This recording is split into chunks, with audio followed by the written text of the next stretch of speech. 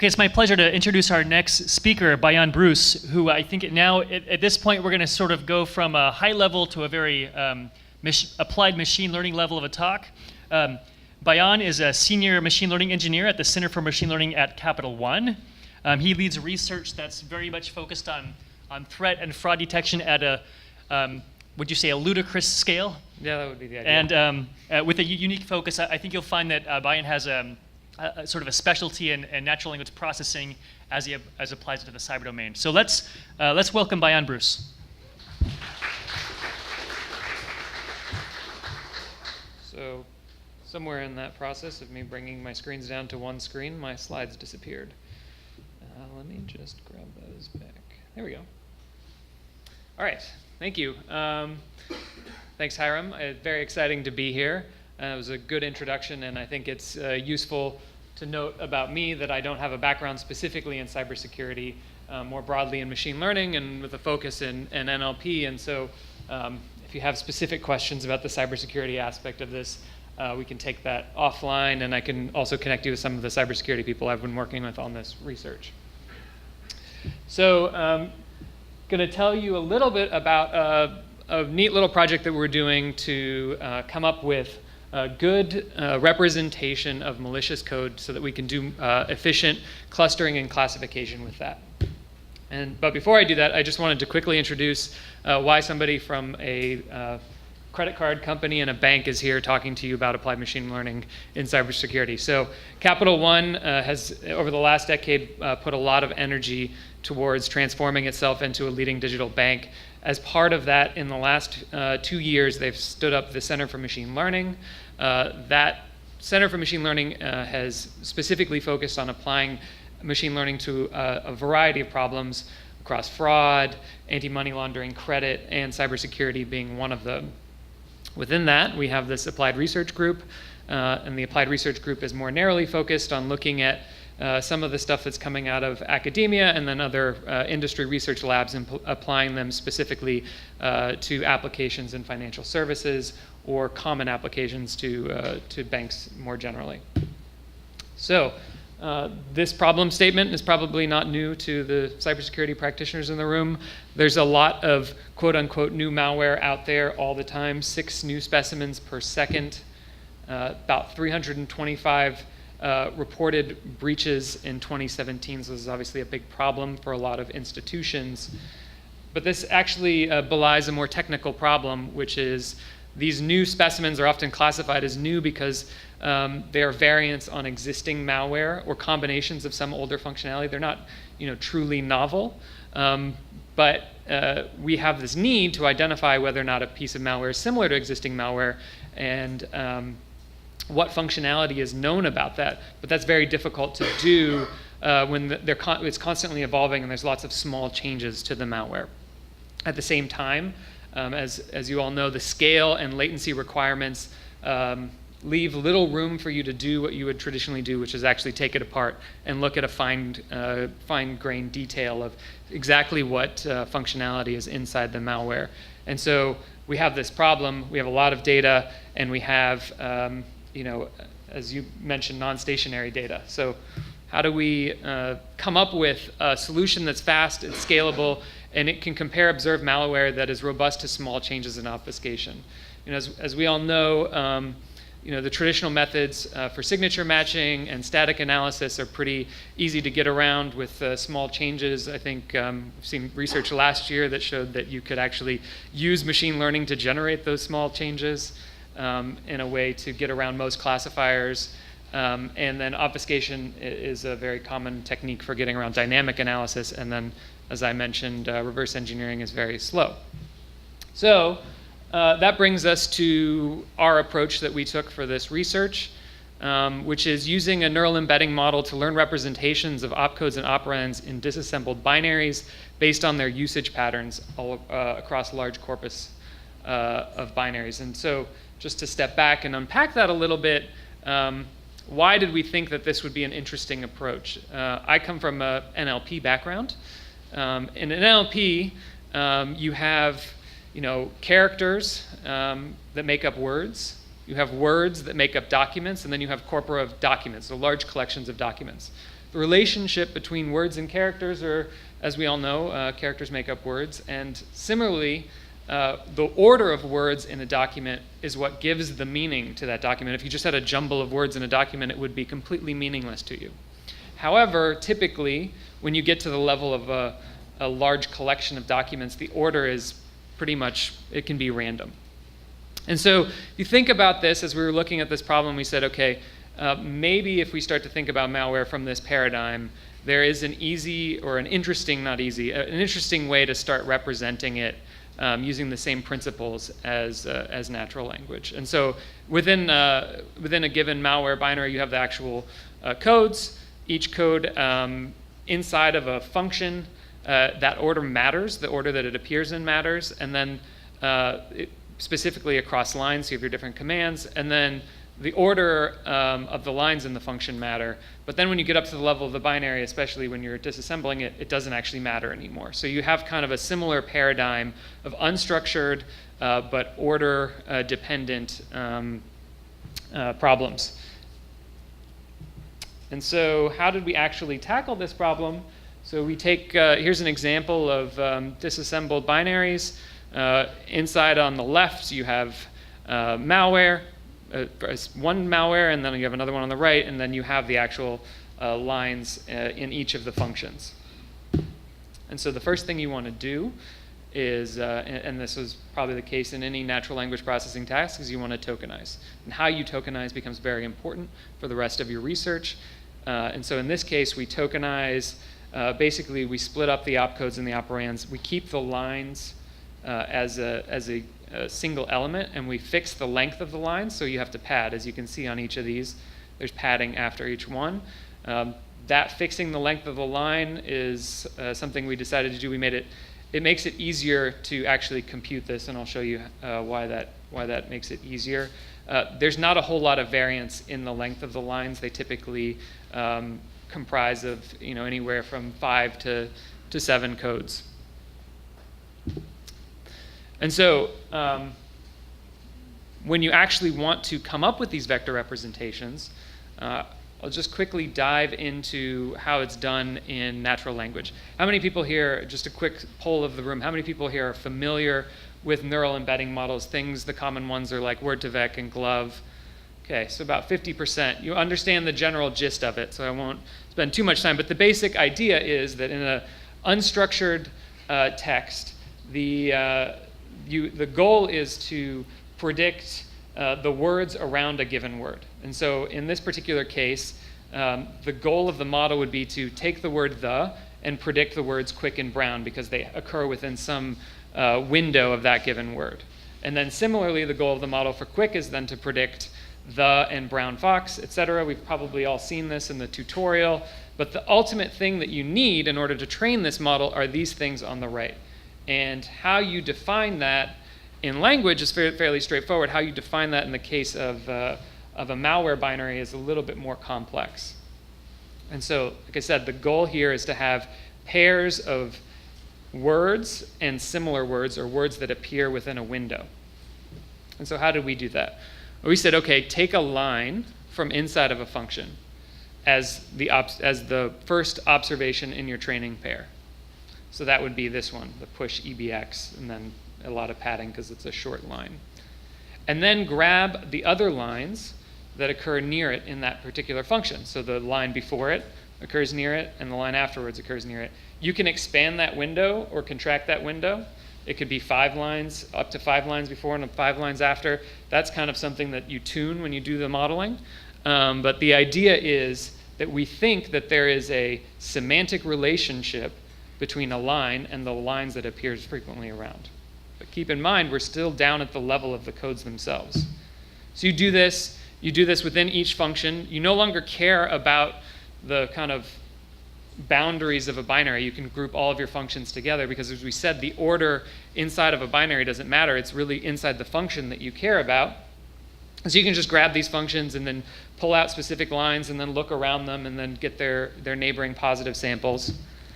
And you do that across your entire corpus.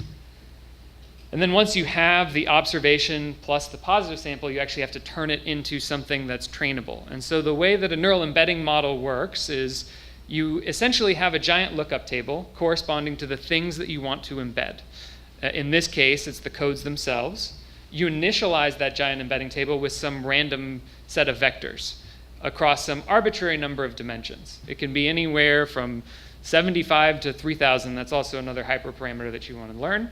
And the goal is then to take the training observations that you have and update those arbitrary vectors in such a way to accomplish a predictive task. And I'll explain that to you in a little bit. So you have some observation. As I said, it's a lookup table. So you look up this word in this lookup table, and you get the randomly initialized vector for that one. And then you look up this code in that same embedding table, and you get the randomly initialized vector for that. You do it all the way across your observation. So that becomes an observation vector for that particular line. And then you have to do the same thing for your positive samples. So you look up each individual code, and then that becomes your positive sample for that particular line. So now imagine you've done this for all of your observations and your positive samples.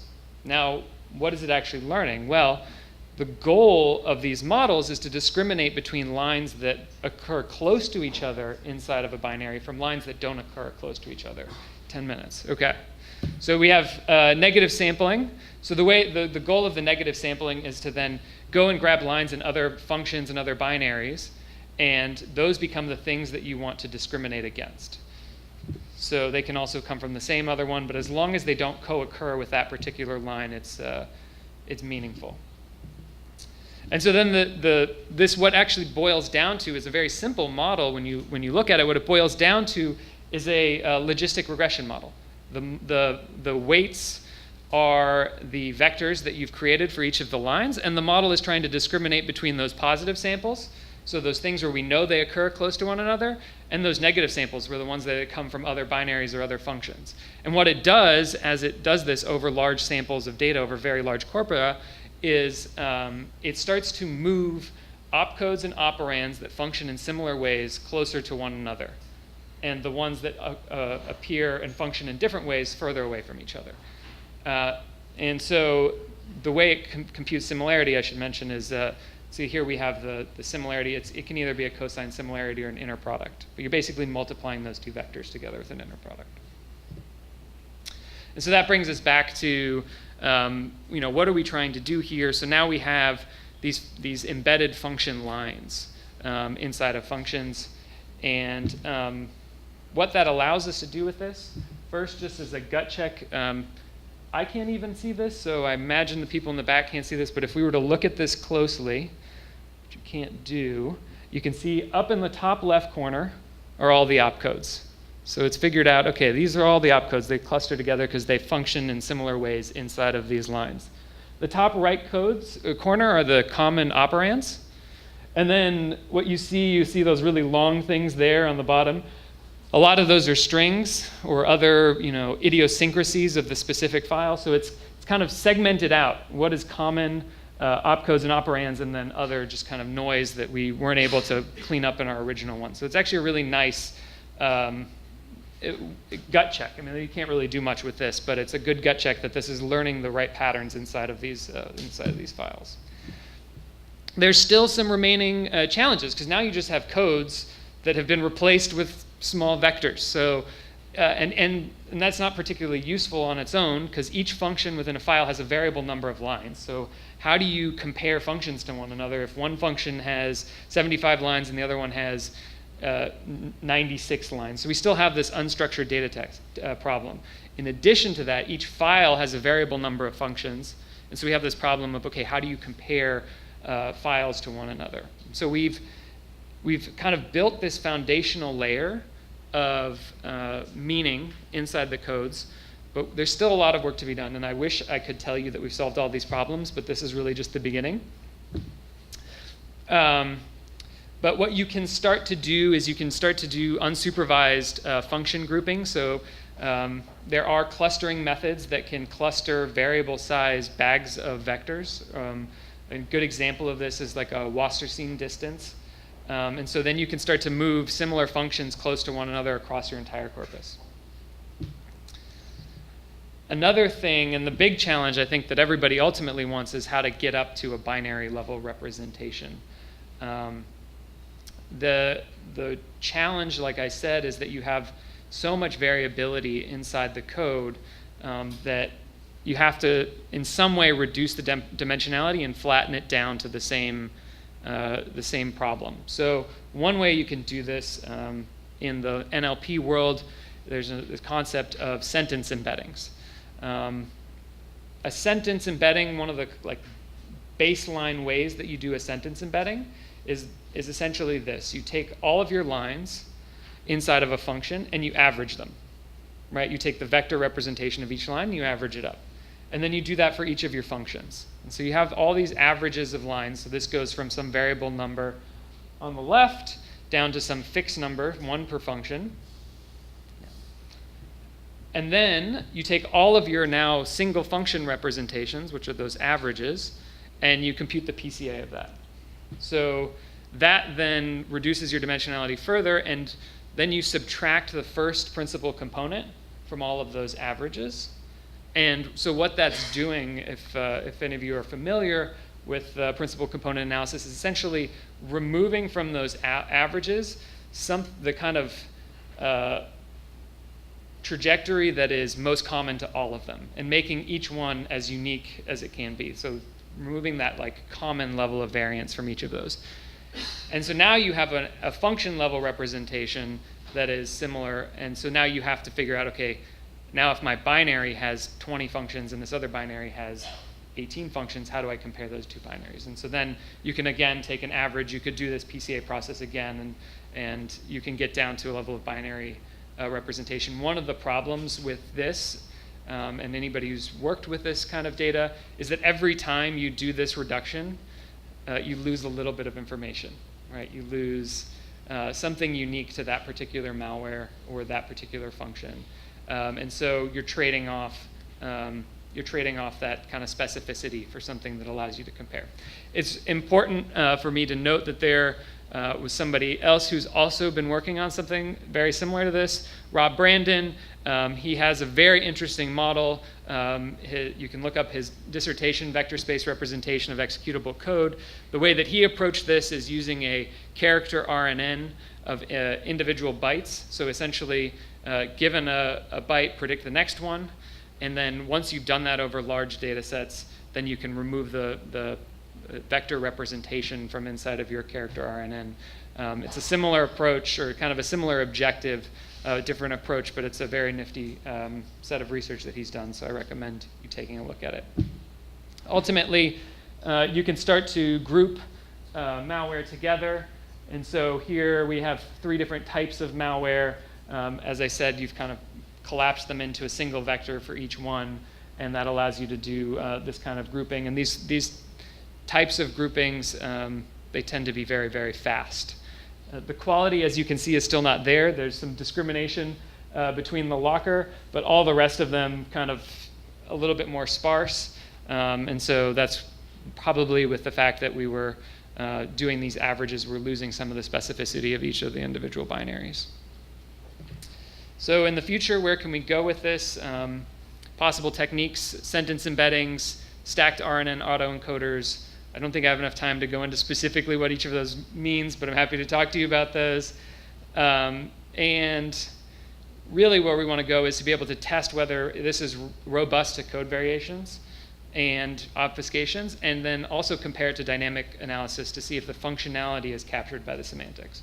So right now what we've captured, we know we've captured, is kind of the statistical properties of this disassembly code, but that's not necessarily the same thing as kind of the functionality of a given function. What is it actually doing on the computer? And so we want to be able to see, are we mapping onto that in any way? So acknowledgements, as I wrap up here. Capital One, obviously, for giving me the time to work on these cool things. My coworkers, Reza, Keegan, and Zach, who spent many hours whiteboarding this, and in some cases giving me a lot of cool ideas to work on this. So that's my talk.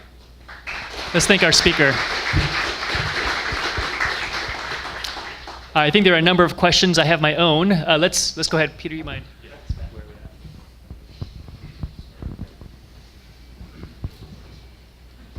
Yeah, hi. What's your approach to dealing with packed binaries and obfuscated binaries?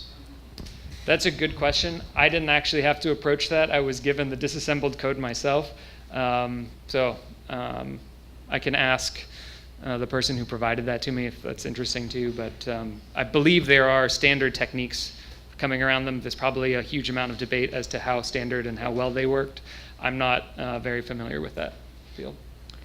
So this is part question and part clarification. It seemed like from your talk you were taking the lookup table embeddings for each opcode and then concatenating them into a fixed length representation of each line, and then doing the sampling based on lines. And I'm just curious whether you tried doing like the more canonical word level skipgram sampling and like predicting the opcode before and after instead of the line before and after, and like whether that performed less well than what you did with predicting like lines or like predicting opcodes before and after rather than lines before and after. Yeah, that's a really good question. We didn't actually test that, but we thought about that, and one of the original hypotheses we had was that the line order, or the opcodes themselves are kind of the characters in a word, so they make up the meaning of a line.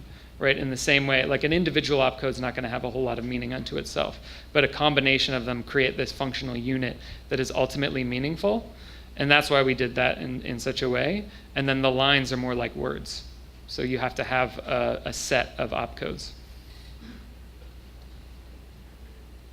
Yeah, so one thing that was occurring to me is as you're looking at lines that are next to each other in the binary, that's going to change a little bit due to control flow changes when you're just looking at the raw static binary. Have you thought about maybe using the control flow graph or doing a dynamic execution to see which lines are going to actually end up next to each other in execution and see how the vectors change? That is a really good point, and that is something we've talked about. We haven't done it yet, but that is a very interesting approach. And so generally, the idea would be rather than just using this arbitrary order that the disassembler has given you, use the control flow graph to do that sampling. Is that what you're saying? And did I characterize your research correctly? No, pretty much. Okay, good.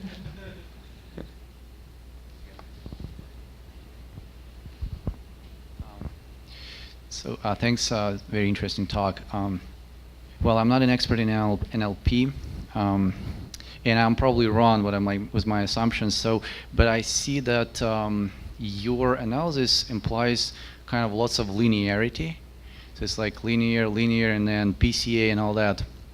How often do you come across actual non-linear relationship when you have to apply a TSNE instead of PCA, or is it maybe never? I don't know. That's a very interesting question.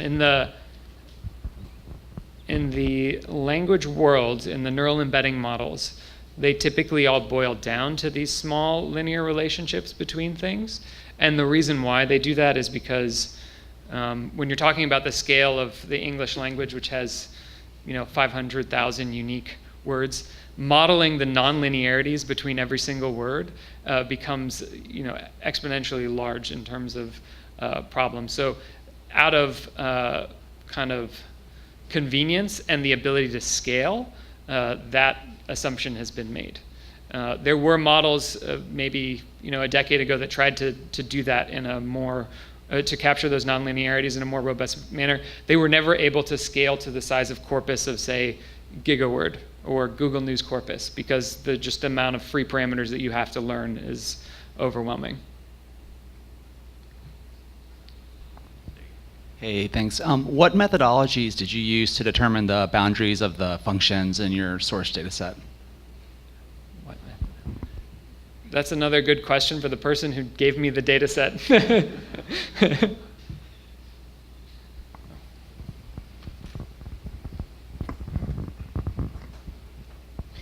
Hi, so I've been similar problem of embedding, except that my data set comes out of executing a malware in a sandbox.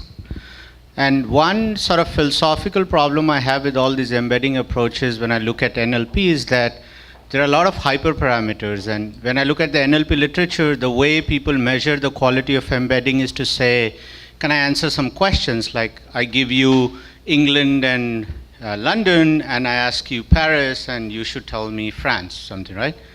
But I'm struggling to find such metrics in the malware world. I'm wondering if you have any thoughts. Like, you had a nice gut check slides, but often, it's like, I don't find such good hits when I look at sort of what these embeddings give me. So I wonder if you have any comments on that. Yeah, this is a big problem. I'm not going to lie. I think this is a big problem in the unsupervised learning world more generally, but even the original research on embeddings, the stuff that these brilliant minds at Google did, I'll be quite honest, their evaluations were garbage. Those were completely arbitrary relationships that they set up to define. I think what made them successful ultimately was the fact that they turned out to be useful in a lot of other machine learning tasks. And so the proof is a little bit in the pudding. In this particular case, I think if we can show that the learned embeddings are actually mapping onto the functionality of a given function. So if we know, say through reverse engineering, that a set of functions have a specific functionality and that we can then cluster them together using unsupervised manner using the embeddings, then we're able to say that it's capturing more than just statistical properties of order, but actual functionality. And then can it be used in higher order tasks is also a good example of it. But there's not an individual low-level way to say that this hyperparameter leads to a better quality embedding than this other hyperparameter. It's just a big problem in the field and something that we spend a lot of time talking about, and we're putting some resources towards figuring out. Hi. So in executable code, they have a lot of things like function prologues, function epilogues, things like that. Do you think that by removing sort of the standard code that exists among all the different functions, you would see better or worse results for just analyzing the actual behavior of the malware? And do you think that you could potentially use those prologues and things like that to do better modeling of what the actual individual functions are for comparison? Yeah, that's a really good point. Definitely a tack we could take in a way that's, I think, using our knowledge of how these things are set up to do what we were saying with the removing the first principal components, and removing kind of this common property that's across all of the functions and really honing in on it. But it certainly sounds like an interesting way to improve the quality of the embeddings, or at least reduce the amount that they have to learn. In your test result, you show the 3 kinds of malwares. And the way I see it, those are really the purpose of the malwares, right? In your feature, how you define your features, I don't see they are actually just functions, their behavior. They're not really the purpose of malwares. Do you see any ways to do that using your approach? I can see natural language processing. There are people working on what's the sentiment of this article. What is the overall feeling about? So, would those approaches be applicable in deriving the purpose? It would make my life a lot easier if there was a labeled data set that said, here's a bunch of functions and what they're specifically supposed to do. That doesn't, as far as I know, exist. And if you know of that, please reach out to me, and I would like to use it. And then another problem on top of that, which is, I think, a problem with the data that we're working with more generally, is the labels of these binaries don't actually correspond to what they do, right? They correspond to some campaign that they were a part of. And there's a lot of heterogeneity inside the classes of malware. And so if you're talking about functionality, maybe we're clustering those perfectly, but they're clustering them according to their functionality, not according to what campaign they were a part of. Excellent talk. Let's thank Bayan one more time.